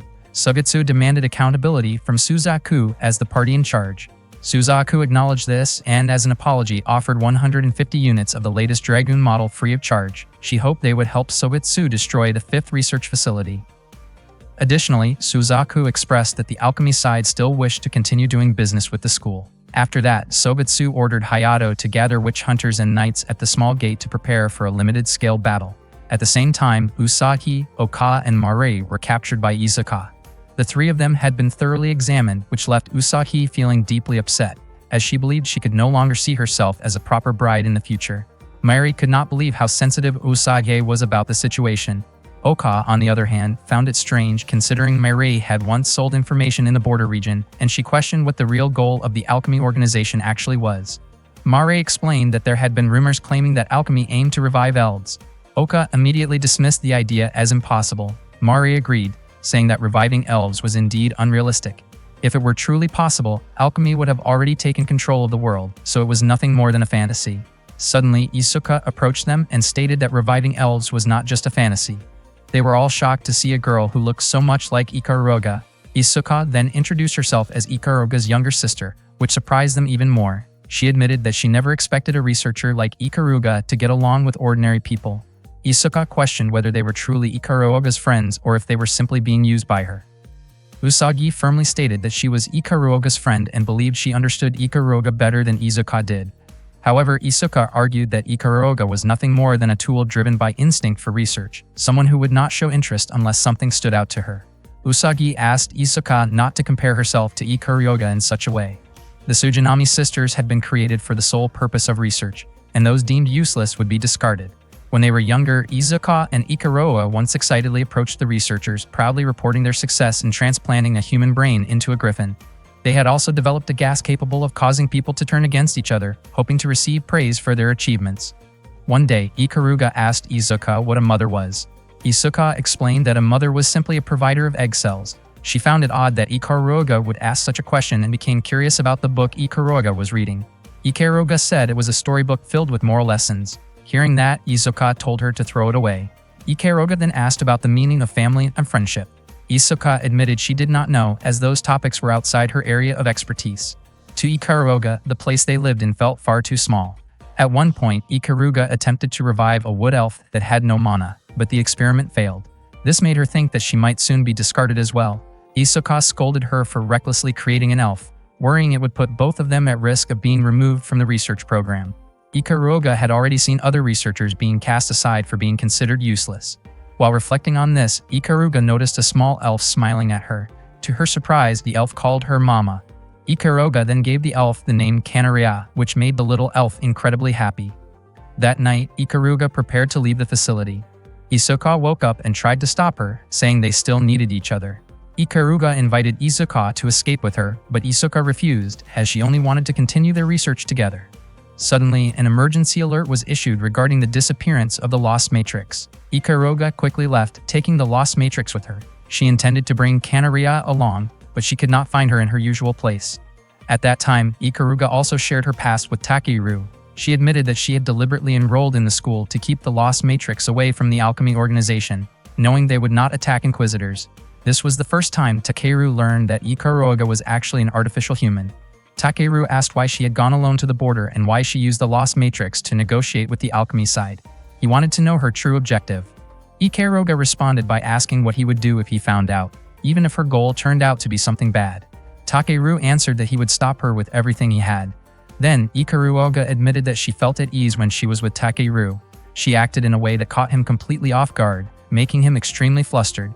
Ikaruga believed that this might be their last meeting, and she simply wanted to express her feelings and curiosity about human connection in her own way. Takeru's face turned completely panicked when Ikaruga asked to sleep with him. Ikaruga did not really understand love or romantic feelings, but she felt curious about physical intimacy. Takeru believed that something like that should never be done carelessly. Ikaruga insisted that she was not being careless, and that if it was with Takeru, then it should be fine. She asked him to just accept her, mentioning that she knew he had never been with anyone before. Ikaruga also admitted that she had no experience either, and in her mind, sharing that moment together felt like a fitting way to mark their parting. Takeru did not understand what kind of parting she was talking about. Not long after, the alchemy faction arrived to take Ikaruga away. With a heavy heart, she put aside her request. Instead, she leaned in and kissed Takeru, while secretly injecting a sedative into his body. After that, she asked him not to follow her. Takeru was completely unable to move and could only watch as Ikaruga hurried away. Outside, Ikaruga met with Izuka and asked whether Izuka could truly keep her promise. Izuka replied that everything depended on Ikaruga's actions. In response, Ikaruga swore that she would devote every part of herself to destroying Izuka's life until her very last breath. Meanwhile, the alchemy faction released Oka, Mari, and Usagi. They were confused about why they had been freed so suddenly after being captured. Usagi wanted to go and save Ikaruga, believing that Ikaruga must have known about their capture and had exchanged the Lost Matrix to secure their release. Oka tried to stop her, questioning whether Usagi could still trust Ikaruga after learning about her past. However, Usagi believed that Ikaruga's past and those experiments had nothing to do with her. For her, the time they spent together in the 35th Test Platoon was enough. She said that if Ikaruga was in danger, then they had to help her. And if Ikaruga ended up doing something wrong, Usagi would confront her directly. Through tears, Usagi declared that no matter what, she wanted to bring Ikaruga back so they could all be together again. Hearing that, Oka accepted Usagi's decision, and Mari also agreed to go with them. Suddenly, a Dragoon unit belonging to the Inquisitors passed by. Not long after, a limousine carrying Sogetsu and Hayato stopped in front of them. Sogetsu asked what they were doing there, and Oka questioned what was going on. Sogetsu calmly stated that it was obvious, they were heading into battle. He then asked about Takeru and Ikaruga's whereabouts, but Oka explained that she did not know since they had been separated earlier. Hayato told them to choose their weapons because things outside were extremely dangerous. Sogetsu also gave them permission to use relic eaters. At the same time, Takeru was struggling to move his body. He told Lapis that he wanted to save his comrades. No matter what Takeru wished for, Lapis was determined to stand by his side and help him achieve it with all her strength. She then activated Takeru's Witch Hunter mode. Takeru fought through several dragoons that stood in his way. After that, he asked Lapis where Ikaruga was and where the elf research facility might be. Lapis said she sensed a strong concentration of anti-magic energy at the top of a tower, so it was likely they were there. After finishing the fight, Takeru asked Lapis if she could fly. Lapis replied that she did not have wings, so she could not truly fly, but she could still float. Takeru commented that she was amazing, which made Lapis feel embarrassed as she asked him not to praise her like that. Takeru had not expected that Lapis had such a cute side. Without waiting for further instructions, Lapis lifted Takeru and carried him upward. At that moment, a fierce battle was unfolding. Sugetsu remarked that it had been a long time since he had experienced the atmosphere of war. The scent of the battlefield, the tension in the air. He stated that a true leader should stand on the front lines and be the last one to fall. The battle continued as Sugetsu joined in, firing his inessentious attacks and quickly neutralizing the enemy dragoons. Elsewhere, Takeru was also fighting against enemy dragoons when Oka suddenly arrived to help him. Takeru was surprised to see her there, just as Oka was surprised to find him in that place. Usagi then contacted Takeru, asking if he was okay. She and Mari said they would support them from the top of the wall. Oka said that if the Inquisitors found out Ikaruga was connected to the elf research, there was a very high chance she would be arrested on the spot. Before that could happen, they needed to find Ikaruga's whereabouts. Takeru would take the front line, and he asked Oka to handle any enemies behind him. He told Usagi to provide cover from a distance and asked Mari to stay close and protect Usagi. Without wasting any time, they immediately began their mission. Meanwhile, Izuka went to confront Ikaruga. She admitted that every time she saw Ikaruga, she was reminded of the resentment she had felt that day. She believed that if Ikaruga had not run away with the Lost Matrix, she would have achieved far greater progress by now. Izuka questioned why Ikaruga had betrayed her. However, Ikaruga did not see it as betrayal. She explained that she simply wanted to leave and explore the world outside, inspired by a book she once read. To her, the outside world was full of fascinating things. Among those discoveries, she found something she valued deeply: youth. Izuka could not understand how something so unclear could make Ikaruga choose to leave, especially when Izuka herself had endured so much. Her expressions had been restricted, and even her brain would ache whenever she experienced emotions considered unnecessary. It turned out her superiors had modified her to be that way. Ikaruga was shocked, questioning how that could happen when Izuka had always been talented and obedient. In frustration, Izuka threw the book and blamed everything on Ikaruga. She insisted that none of it mattered. If the elf resurrection succeeded, Valhalla would accept her, and she would finally be freed from the suffering of alchemy. Izuka demanded that Ikaruga hand over the Lost Matrix immediately. Ikaruga explained that she had returned for two reasons: to stop the elf resurrection and to free Izuka from alchemy. Izuka laughed at what she considered an unrealistic idea. Ikaruga admitted she regretted not taking Izuka with her 4 years ago. She believed that if Izuka had run away with her, the elf research would have been stopped. Izuka grew irritated, but Ikaruga insisted she was telling the truth. Even though the Lost Matrix had disappeared, Izuka was still there, which was why the research continued. Ikaruga invited Izuka to come with her, but Izuka pushed her away, saying she no longer needed her and now saw her as an enemy. She even planned to destroy the world just to save herself. Ikaruga replied that if the world were destroyed, her home would be gone too, and Izuka would still remain her enemy. Suddenly, Izuka shot Ikaruga in the thigh and demanded the Lost Matrix again. Ikaruga revealed that the self-elf had been right in front of her all along. She had fused the Philosopher's Stone with her own body, explaining that her knowledge had created something that once existed only in stories: nanomachines. Izuka was shocked and called it impossible, but Ikaruga dismissed that, saying a scientist should never use the word impossible. Izuka then asked if Ikaruga had used nanomachines to merge them with her own DNA. At that moment, Ikaruga's form had completely transformed into an elf. Izuka laughed and said that no matter what, Ikaruga was still a Tsujanami. Ikaruga admitted it and added that mana was truly incredible, as even a small amount could create antimatter. She declared her intention to destroy every part of the alchemy organization and save Izuka. Izuka tried to stop her, complaining about the pain in her head. Ikaruga reassured her not to worry, promising to fix everything. However, Izuka continued blaming Ikaruga for leaving and taking away what she considered her home. As Ikaruga slowly approached, Izuka suddenly began to shed tears without realizing it. At that moment, Haunted appeared in front of Ikaruga.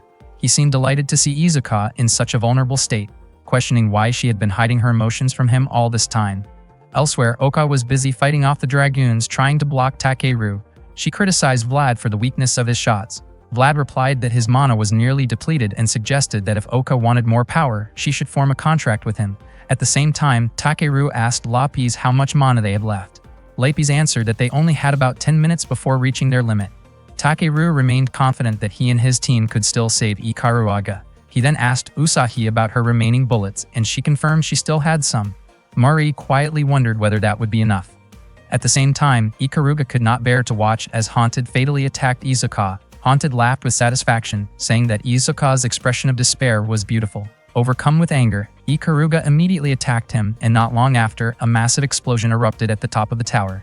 Ikaruga supported Izuka's body and promised she would heal her. As she returned to her original form, Izuka told her to give up. She revealed that Kanaria was still alive in Valhalla and asked Ikaruga to keep living. Shortly after Izuka passed away, Ikaruga was overwhelmed with grief and held her tightly.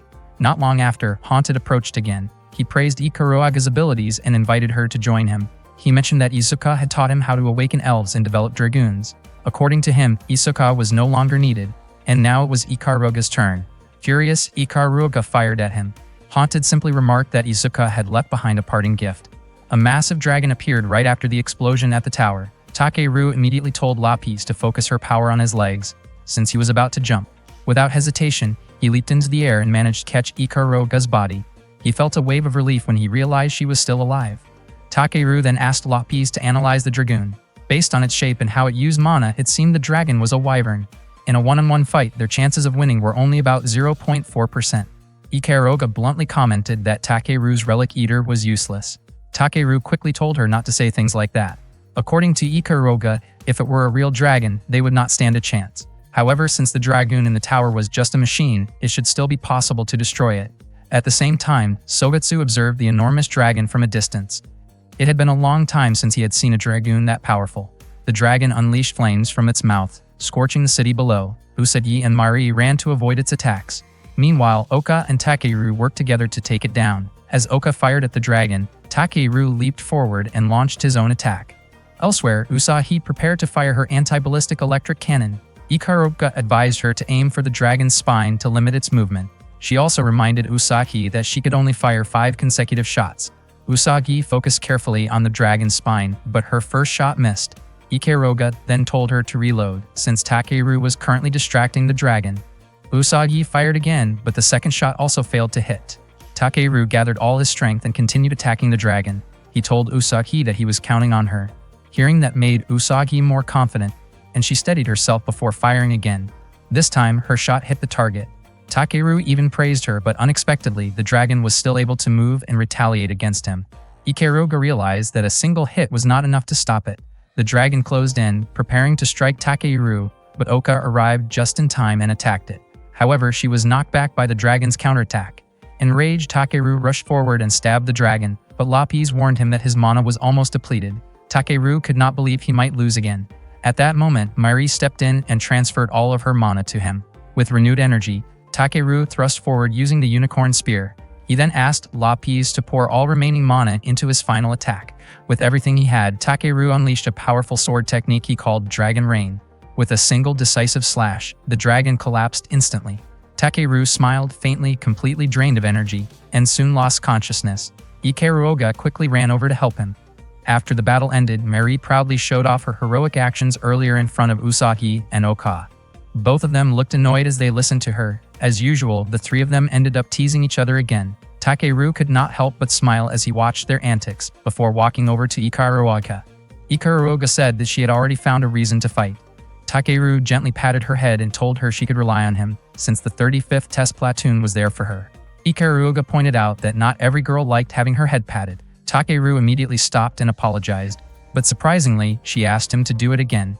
He followed her request. As he looked at her, Takeru noticed how downcast her expression was. He realized that she did not like what he said about sharing burdens, but he still told her he was ready to share her tears as well. Ikaruga insisted that she was not crying. Takeru simply remarked that she could be pretty stubborn. That day, Ikaruga informed her teammates about an undercover mission. The suspect they had captured had confessed that there would be an illegal transaction involving magical relics that very night. Their assignment was to go undercover and catch whoever was involved. It was a high-level mission, which meant a lot of points were at stake. Oka told everyone to get ready immediately. However, Ikaruga remarked that even though she had shared the mission details, she believed it would be impossible for them to pull it off. Oka pushed back, asking Ikaruga not to underestimate her, since she had handled undercover missions many times before. Surprisingly, Ikaruga suggested that Oka should not participate in this one. Hearing that only made Oka feel underestimated, which strengthened her determination to join. Ikaruga then stated that she would not stop her. The transaction was set to take place at a nightclub, and Oka was shocked to learn that her undercover role required her to act as a hostess. Meanwhile, Usagi and Mari seemed to enjoy their roles and carried them out cheerfully. Some overly persistent male customers asked them to order alcoholic drinks, but Usagi chose orange juice instead. The men began to suspect that Usagi and Mari were pretending to be younger than they were. One of them tried to strike up a conversation with Oka, but she responded coldly. Usagi quietly reminded Oka not to act too stiff, or she might draw suspicion. Oka felt frustrated with herself for letting Ikaruga's words get to her earlier. Now she had to play along with this uncomfortable role and had no choice but to see the mission through. At one point, a man approached her and behaved inappropriately, which made Oka snap at him. The man grew irritated, but Oka firmly scolded him for his behavior. Takeru, who was undercover as a bartender, quickly stepped in, apologized to the man, and explained that it was Oka's first day on the job. Unlike Oka, Takeru handled his role smoothly. He poured drinks, cleaned up broken glass, and blended in naturally. After that, he called over a friend named Sira. Watching him, Usagi and Mari commented that Takeru seemed surprisingly skilled at this kind of work. Takeru then guided Sarah to the table where their target was sitting and signaled the others to keep an eye on him. Oka sat beside the target, who was heavily intoxicated. The man mentioned that it was Sarah's birthday and said he wanted to give her a gift. As he reached into his pocket, he accidentally made Oka uncomfortable again, which caused her to react loudly and strike him in the heat of the moment. The gift box flew out of his hand, and Oka, acting on instinct, fired at it. The sudden action shocked everyone in the club. Takeru immediately called for support, and the team surrounded the man, suspecting him of being involved in the illegal magical relic deal. However, when they checked the box, it turned out to contain nothing more than a regular game console. The man explained that it was simply the gift Sarah had wanted. Not long after, another man appeared holding a ring and ran off in panic after noticing the Inquisitors present. Mari suspected that this second man was the real culprit. Without hesitation, Takeru and the others chased him down and managed to capture him. Later that night, Oka apologized to the team for messing up the mission. Takeru did not make a big deal out of it, and Usagi understood, saying that it was only natural for Oka to react strongly in that situation. Mari added that Oka should not have acted so suddenly. Ikaruga reminded them that if they ended up being punished, it would affect their points.